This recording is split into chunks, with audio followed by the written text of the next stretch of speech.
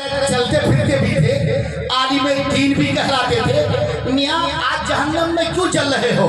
बेहतरीन घर भी था, बेहतरीन दुकान भी थी, बेहतरीन मकान भी था, बेहतरीन रफ्तार भी थी, बेहतरीन गुफ्तार भी थी, बेहतरीन किरदार भी दिखता था, मगर आज जहन्नम में किस बात ने तुझे डाला? माँ साला का कुम्फी सकर, किस चीज ने तुझे इस ईंधन में जलने पे मजबूर किया? तो वो क्या जवाब देंगे? कालू लम नकु मिनल मुसल्लीन, माँ साला का कुम्फी सकर, किस चीज ने तुझे जहन्नम में डाला? तो वो जवाब देंगे हम नमाज नहीं पढ़ते थे। बोलो, कालू लम नकु मिनल मुसल्लीन, हम नमाज अब नहीं बोलोगे? कौन बोल रहा है? जहन्नमी कह रहा है। अरे मैं था बहुत साफ शफाफ कपड़े पहनने वाला, बहुत मालदार था, घर में ग्रेनेड पत्थर भी लगा रखा था, लोग मुझे सलाम भी करते थे, मगर ये जाहिरी अमल था। बातिन का अमल और जाहिर का अमल तो ये होना चाहिए था कि मोहसिन कहता हय्या अला सलाह, नमाज के तरफ, मैं चाय की दुकान के तरफ, मैं बाजार के तरफ, मैं कहवा खाने के तरफ, मैं शराब की भट्टी के तरफ, मैं जुआ के बाजार के तरफ, मैं सब्जे की बाजार के तरफ, मैं इस तरफ जाता था। इधर अजान होती थी, इधर नमाज ही नमाज को जाते थे, मैं दुनियादारी के काम में लगा था। माँ साला का कुम्फी सकर, किस चीज ने तुझे जहन्नम में डाला? कालू लम नकु मिनल मुसल्लीन, नमाज नहीं पढ़ते थे। 3 मस्जिदें 4 मस्जिदें कासिम बिहार में इस वक्त आपकी है। सबसे पहली मस्जिद मक्का मस्जिद, दूसरी मखदूमिया मस्जिद, तीसरी कादरी मस्जिद। यूं तो रजा मस्जिद तीसरी थी, मगर बनने में शायद कादरी और रजा में आगे पीछे हो गया। चौथी रजा मस्जिद। कभी इमाम साहब ही मुसल्ली और इमाम साहब ही मुसल्ला कहा जाते हैं।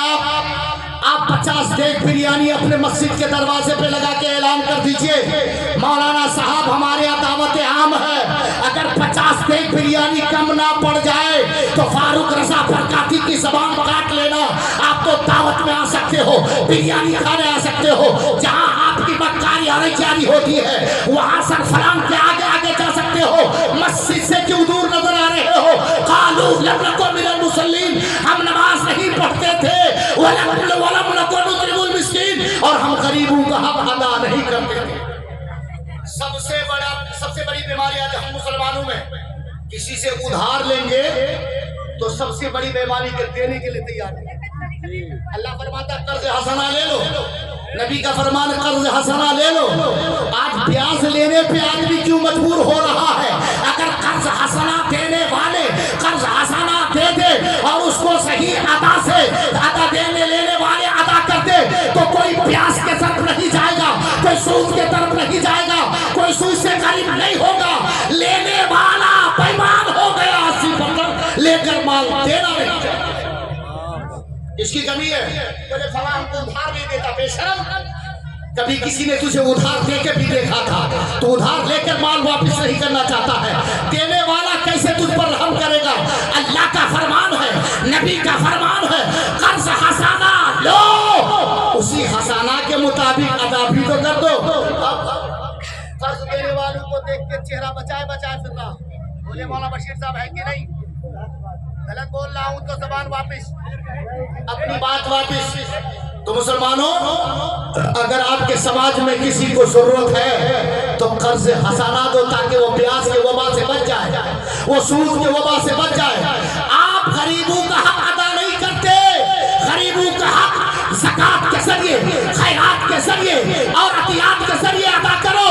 और गरीबों पे ये भी हक है कि उसकी गरीब बच्ची की शादी है तो आप उसको कर्ज हसाना दे दो, वो 6 महीने में 8 महीने में अदा